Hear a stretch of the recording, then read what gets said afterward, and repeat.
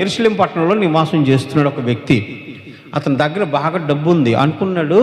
ఇక్కడ నుంచి ఆ పట్టణానికి కింద ఉన్న పట్టణానికి పోయి అక్కడ బాగా వ్యాపారం చేస్తే మంచి డబ్బు వస్తుందని, అక్కడ బట్టల వ్యాపారం చేయొచ్చు, లేకపోతే నూనె వ్యాపారం చేయొచ్చు, జొన్నల వ్యాపారం చేయొచ్చు, లేకపోతే గోధుమల వ్యాపారం చేయొచ్చు, తేనె వ్యాపారం చేయొచ్చు అని తన దగ్గర ఉన్న డబ్బు అంతా కూడా కూడగట్టుకుని మూటలు కట్టుకుని తన గాడిద పని వేసుకుని యెరూషలేము పట్టణం నుంచి యెరికో పట్టణానికి దిగి వెళ్ళిపోతున్నాడట. ఏమని రాయబడ్డది? యెరూషలేము పట్టణం నుంచి యెరికో పట్టణానికి దిగి వెళ్ళిపోతున్నాడు. యెరూషలేము పట్టణం పైన ఉంది, యెరికో పట్టణం కింద ఉంది. యెరికో పట్టణం అనేది శపించబడిన పట్టణము, పాప సంబంధమైన పట్టణము. యెరూషలేము పట్టణము పరిశుద్ధమైన ప్రకారములు కలిగిన పట్టణము, సియోను పర్వతం పైన ఉన్న పట్టణము. ఆ పర్వతం మీద ఉన్న ఆ పట్టణము నుంచి ఎక్కడ దిగి వెళ్ళిపోతున్నాడు? యెరికో పట్టణానికి దిగి వెళ్ళిపోతుంటే మధ్యదారిలో కొంతమంది చూశారండి, వీరి దగ్గర చాలా డబ్బు ఉందని పట్టుకుని చెదగొట్టేశారు.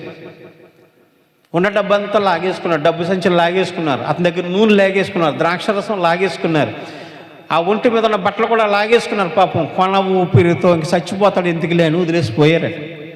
ఆ ప్రాంతం గుండా ఒక ధర్మశాస్త్ర ఉపదేశకుడు వస్తున్నాడు. వాడు అనుకున్నాడు, ధర్మశాస్త్ర ప్రకారం వీళ్ళు సచ్చిలాగా ఉన్నాడు కదా, శవాన్ని ముట్టుకోకూడదు అన్నారు కదా, ధర్మశాస్త్రంలో ముట్టుకోకూడదని అతను వదిలేసిపోయాడు. దయ లేదు వాడికి, దయ ఉందండి. ధర్మశాస్త్ర ఉపదేశకుడే, బోధకుడే, అన్నీ తెలుసున్నవాడే. ఒకళ్ళ చావు బ్రతుకుల మధ్యన ఉంటే, ఒకళ్ళ నిచ్చోరంతో బ్రతుకుతుంటే, ఒకళ్ళ బ్రతుకు బాగోలేక చస్తూ ఉంటే మనం ఆదుకోలేని పరిస్థితి. ధర్మశాస్త్ర ఉపదేశకుడు.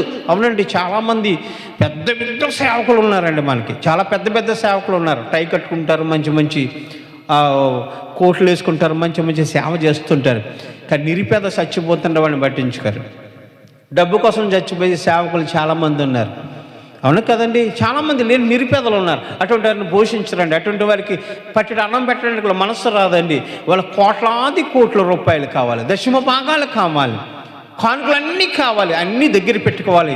లగ్జరీ లైఫ్ వాళ్ళు అనుభవించాలి. పెద్ద పెద్ద భావంతుల్లో ఉండాలి. యేసుప్రభు వారు పెద్ద భావంతులు ఉన్నాడండి. ఎక్కడున్నాడైనా? పశువుల పాకలో పుట్టాడట ఆయన. కాబట్టి రాజుల భావంతులు పుట్టచ్చు, పశువుల పాకలో పుట్టాడంట ఆయన. పెద్ద పెద్ద పెద్ద కారులో తిరగలేదండి ఆయన. కాలినడకని ఎంత దూరం ప్రయాణం చేశాడో. కనీసం ఆయన దగ్గర తినడానికి కూడా అన్నం లేదు. వెళ్ళినప్పుడు అక్కడక్కడ పెట్టిన అన్నం తిన్నాడు, అందరి మధ్యన తిరిగాడు, చక్కగా సువార్తమానాన్ని ఎత్తాడు. అవునా కదా? ఈ రోజున అలాగ ఉన్నారండి. మంచి షూ వేసుకోవాలి, ప్యాంట్, కాలుకేమో పాయింట్ షూ వేసుకోవాలి, మంచి ప్యాంట్ వేసుకోవాలి, మంచి కోట్ వేసుకోవాలి, టై కట్టాలి, కళ్ళజోడు పెట్టాలి. అబ్బో, మన సువార్తమానం చెబుతుంటే పలానా సేవకులు వచ్చారని అందరూ చెప్పుకోవాలి.